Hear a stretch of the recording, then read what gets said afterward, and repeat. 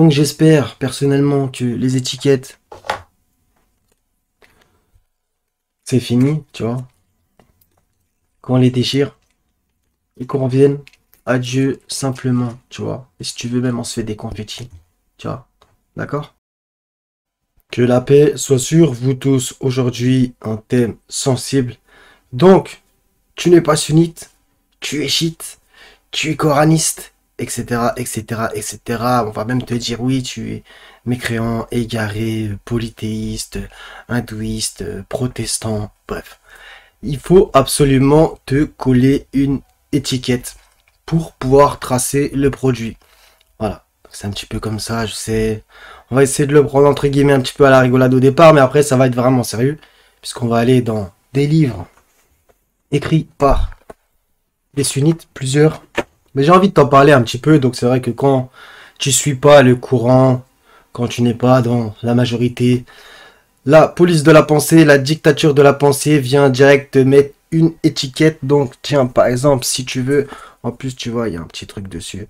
Allez, tiens, tu peux en coller une autre. Et encore une autre, il n'y a pas de problème, c'est offert par la maison. Donc voilà, donc tu veux absolument coller une étiquette aux gens, je sais, ça peut être humain, il y a cette espèce de besoin.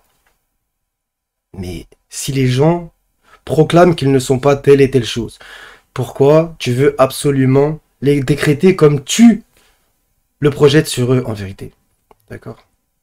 Donc c'est vrai que concernant, on va dire le schisme, c'est vrai qu'il y a des gens qui le cachent, on va dire ce concept de la taqiyya, etc., etc. C'est vrai qu'il peut exister, c'est vrai que ça existait, etc., que certains peuvent le faire. Donc je peux comprendre que certains sunnites, ils arrivent, oui. Donc toi, tu critiques Bukhari, ils vont se dire, oui, mais attention, c'est un chiite, un égaré, etc. Donc tous ceux qui ont une chaîne YouTube qui sont pas sunnites et qui remettent en cause certaines choses, bouffent ce genre de remarques, ce qui est, je peux le comprendre. Mais tu vas lui dire, le mec, non, je suis pas chiite. Tu vas te dire, si, si, tu l'es. Bon, bah, si tu veux absolument que je le sois, bah, d'accord? Si c'est toi qui décides à la place des gens, voilà. Donc, en fait, c'est un petit peu PSGOM, en fait.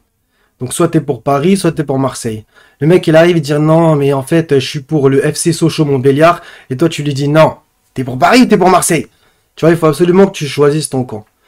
Et il y a aussi l'étiquette coraniste. Alors là, il faut absolument qu'on te la mette. Absolument, tu rejettes la sunna, voilà. Tu es forcément coraniste. Donc, il y en a qui suivent le Coran et la Bible, tu vas les appeler comment en fait? Les corano-biblistes, tu vas les appeler comment en fait? Ok?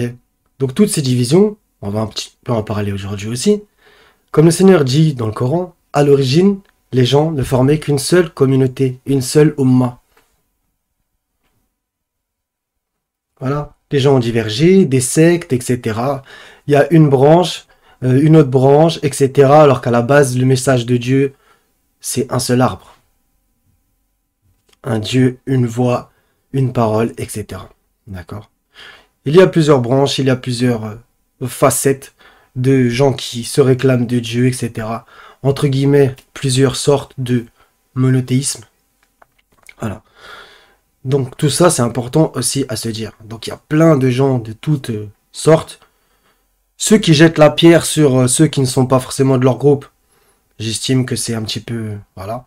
Faut, je pense, faire la part des choses. Comme justement le Seigneur va nous inciter à le faire dans Sourate 2, verset 62, par exemple. Ce n'est pas toi ni moi qui mettons les gens au paradis, ni en enfer. Faut arrêter de voir que Dieu, en fait, ne valide qu'un seul groupe et que tous les autres... Non, c'est totalement faux.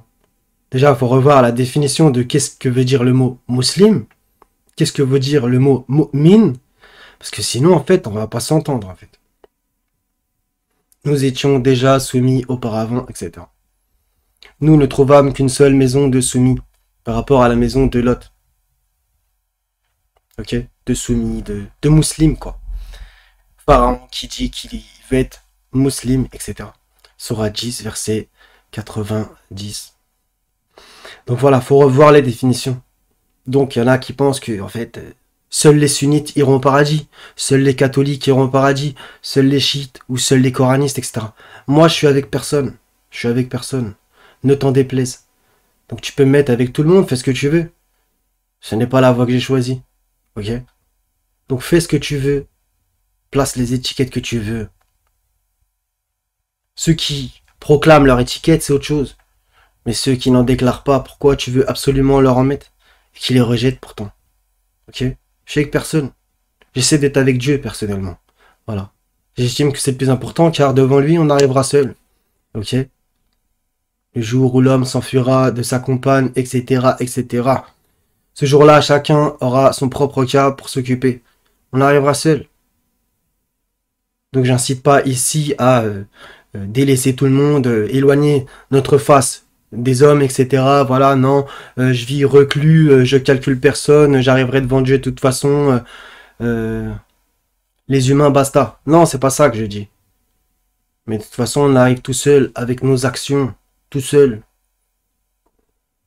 Et ce délire d'étiquette, les médias aiment faire aussi. Donc faut se demander. Le diable aime aussi mettre des étiquettes. Par sa police de la pensée. Et certains sont des idiots utiles de tout ça. Ils aiment faire ça. Voilà. Donc ça, on va dire qu'on a fait l'introduction. Donc on va commencer par ce livre qui, là, pour le coup, il met une grosse étiquette. Les Coranistes, réfutation d'une hérésie, etc. Donc déjà, dans la page d'intro, c'est la folie. Étant donné que le noble Coran avait besoin de la sunna pour l'expliquer et le détailler, il fallait que celle-ci soit une révélation d'Allah à son prophète. D'accord, etc. C'est pour cela que le Coran et la sunna prophétique proviennent d'un même foyer, celui de la révélation divine infaillible. Donc du coup, quand des gens pensent ça, tu te doutes bien que là,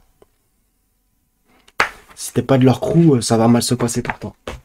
Donc, quand tu lis aussi rien que le titre, la sunna, la clé du paradis, tu te doutes que si la sunna c'est la clé du paradis, ceux qui l'appliquent pas, ou n'y croient pas, ou la rejettent, ils ont la clé de quoi en fait? De l'enfer. Faut lire entre les lignes, d'accord? Donc c'est un petit peu comme point de salut en dehors de l'église catholique. Tu vois, c'est un peu pareil en fait. Point de salut en dehors de la sunna de Bukhari. C'est un petit peu le même principe. Donc, on va se lire aussi des trucs sur les chiites. Puisque comme ça, au moins, la bouffe va y boucler. On va juste aller vite fait dans celui-là. Le concept de la sunna et de l'unanimité. À la page 52, Malik B. Mirwal dit... Donc, lorsqu'un homme s'attribue un autre titre que l'islam et la sunna, attribue-le à n'importe quelle religion. Donc, c'est pour ça que je t'ai dit, les gens viennent te dire, oui, protestant, juif, hindouiste. Mais pendant que tu y es, tu peux aussi dire marxiste, freudien, nietzschéen. Tu peux y aller, en fait, d'accord? Parce qu'ils ont dit n'importe quelle autre religion, d'accord? Je sais que c'est pas une religion, c'est une pensée, ce que je viens de te citer, mais c'est une idée, d'accord?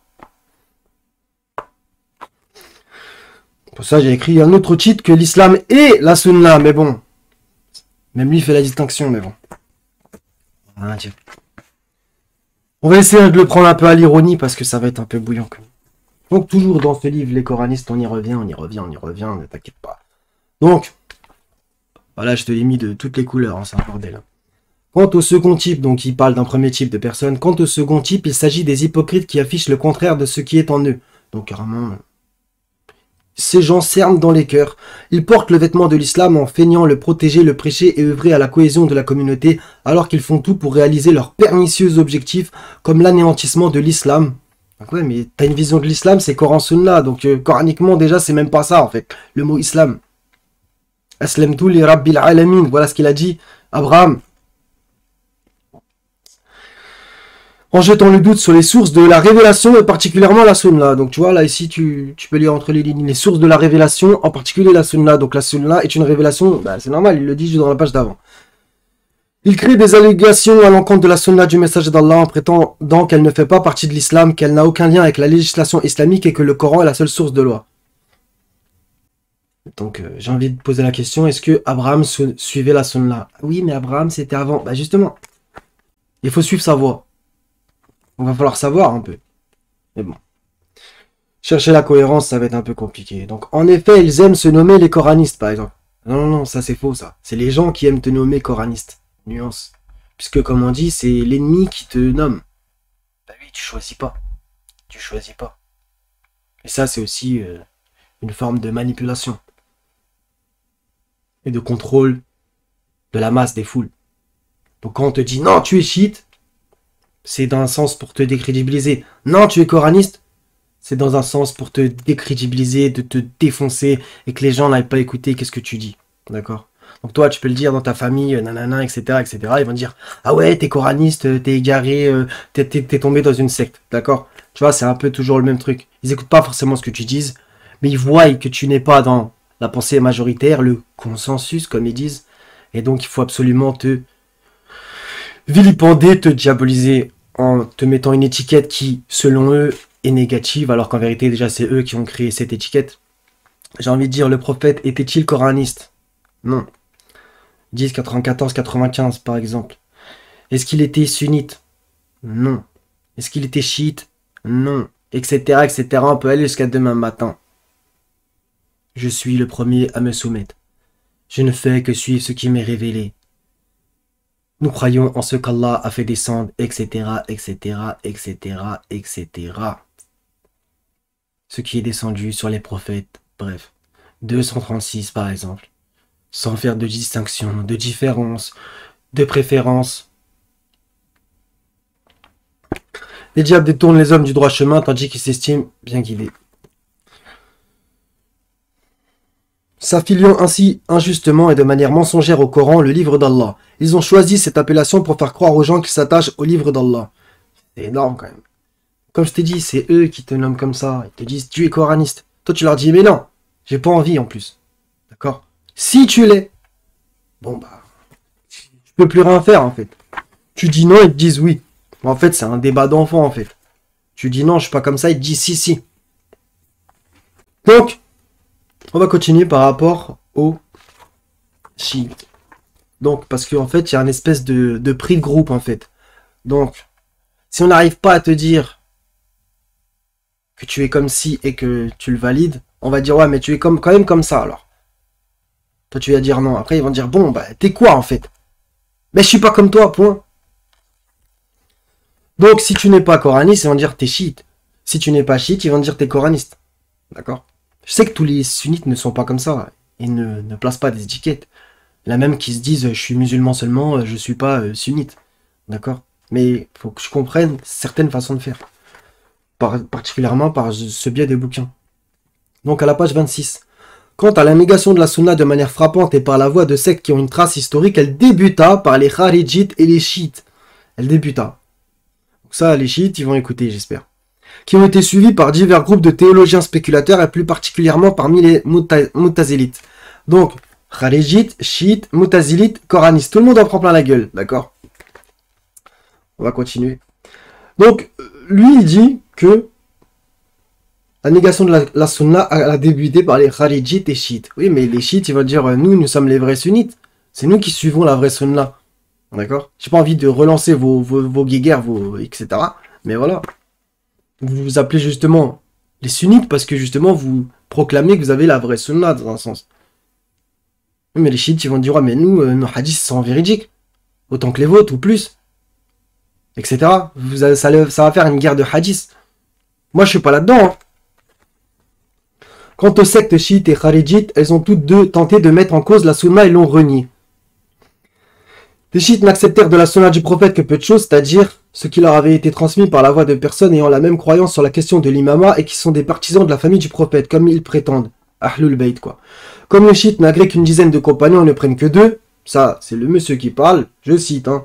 Nous comprenons la raison de la très petite partie de la sunna qu'ils acceptent et mettent en pratique, et l'énorme partie qu'ils délaissent et renient, car elle a été transmise par la majorité des compagnons qui n'ont pas trouvé grâce à leurs yeux. Ainsi, les chiites ont rejeté la sunna, car elles remettent en question l'intégrité des compagnons, puisque ces derniers ont prêté allégeance à Abu Bakr en tant que successeur du messager d'Allah au lieu de Ali, qui pour les chiites aurait dû être calife.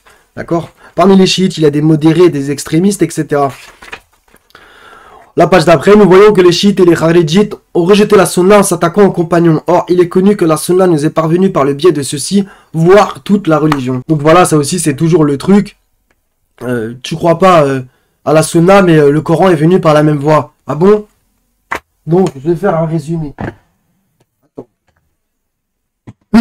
Donc, on te dit que ce livre qui a été recensé par un ouzbek, on te dit que c'est pareil qu'un livre descendu du ciel par le créateur des cieux, de la terre, de tout ce qui est entre les deux, sous le sol humide, etc.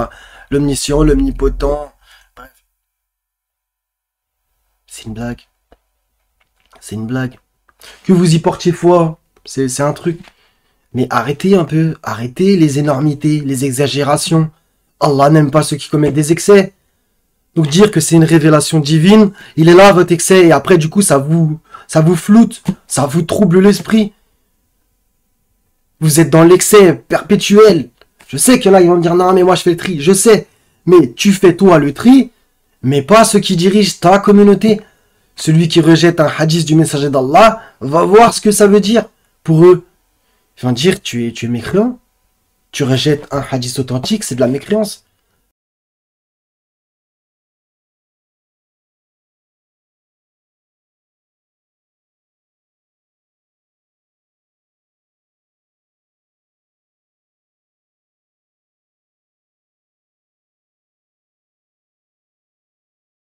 Voilà. Donc faut connaître aussi son propre dogme. Sinon, en fait, on parle chinois ensemble. Voilà. Donc, grosso modo, ce que j'avais à te dire.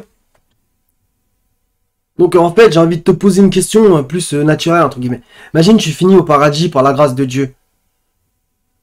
Ton étiquette, est-ce que tu vas la retrouver là-bas déjà, de un?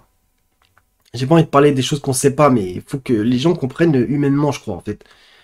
Est-ce qu'en fait, si t'es sunnite et tu te retrouves au paradis, tu vas dire, ouais, mais bon, Seigneur, là, je suis au paradis quand même, mais il y a des chiites, j'ai pas du tout envie d'être au même étage que eux, etc.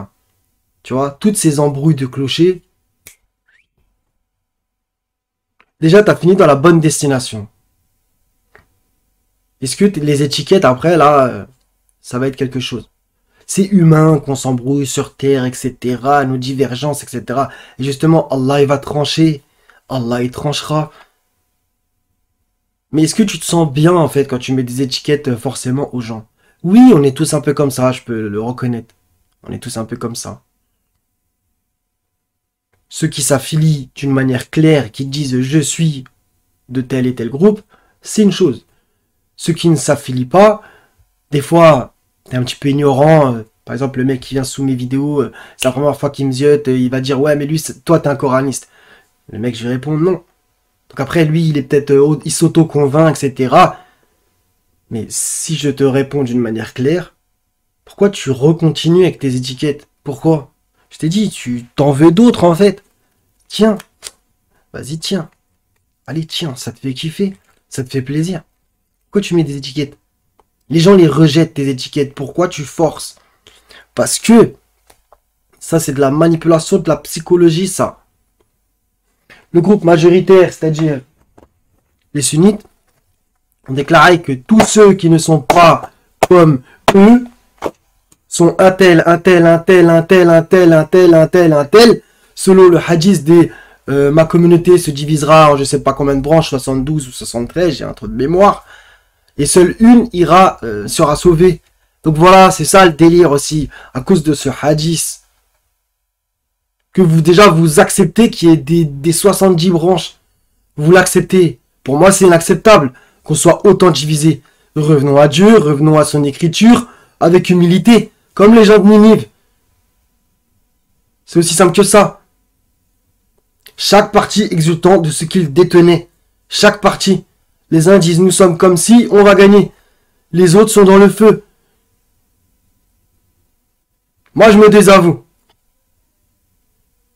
De toute façon, c'est dans un sens chacun pour soi quand on sera là-bas, devant Dieu. C'est chacun pour soi.